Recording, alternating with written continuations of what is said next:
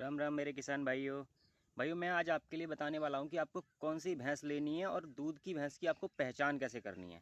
तो मेरा आज का टॉपिक यही है। और देखो, मैंने आपको पहले ही बताया था मेरे पास कोई सिस्टम नहीं है, कुछ नहीं है। अभी भी मैं जहाँ काम करता हूँ मालिक के यहाँ पे पानी चलाने आया हूँ। तो मुझे लगा कि मैं जंगल में हूँ तो यहाँ पे कोई मुझे देखेगा नहीं तो मालिक डांटता है मुझे वीडियो बनाते हुए।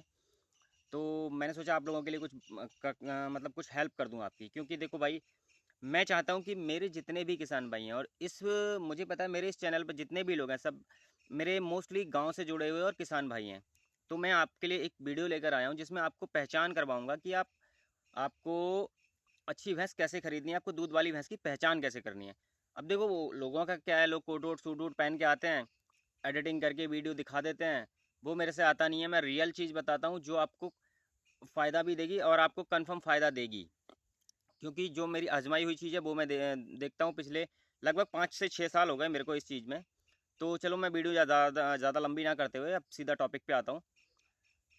देखो, अगर आप बाज़ार जाएंगे, अगर आप कहीं गांव से ले रहे हैं, मान लो अपने गांव से अगर आप भैंस ले रहे हैं, तो उसमें तो आपको क्या है, 2 से 3 टाइम उसका दूध निकाल के देखो अपने हाथों से।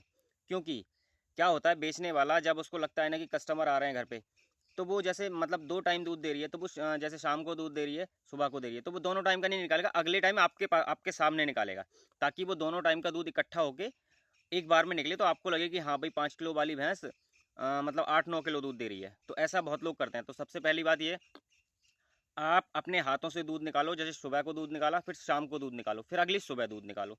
3 टाइम का दूध आप कंटिन्यू निकालो अपने हाथों से। और ऐसा नहीं है कि आज निकाला फिर परसों निकाला, ऐसा नहीं, फिर तो वो बीच में वो निकालेगा ही नहीं, आपको खुद निकालना पड़ेगा। और जब वो बीच में निकालेगा नहीं तो ज़्यादा दूध निकलेगा, आपको लगेगा बहुत सारा दूध दे रही है।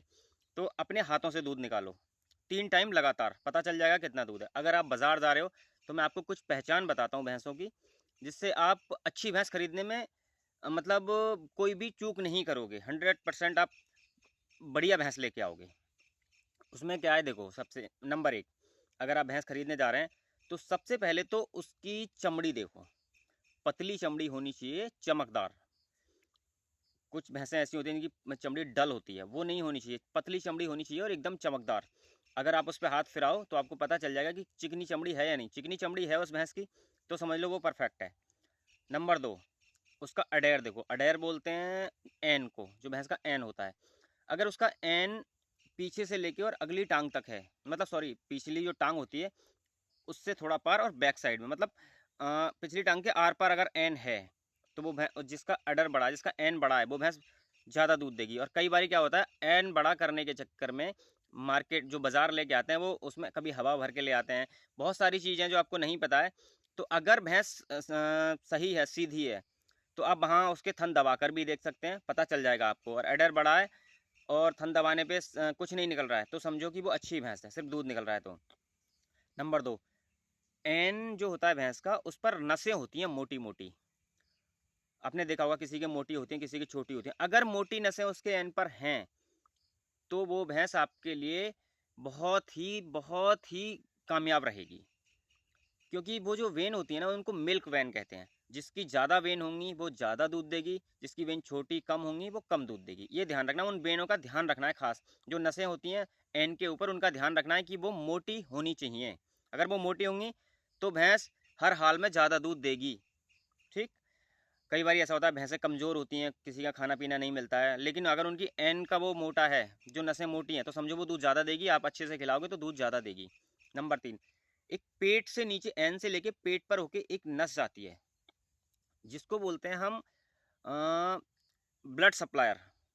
वो क्या होती है, एन के लिए खून सप्लाई करती है बॉडी से। अगर वो नस भी मोटी है तो फिर तो आप भैंस को बिना सोचे ले लो।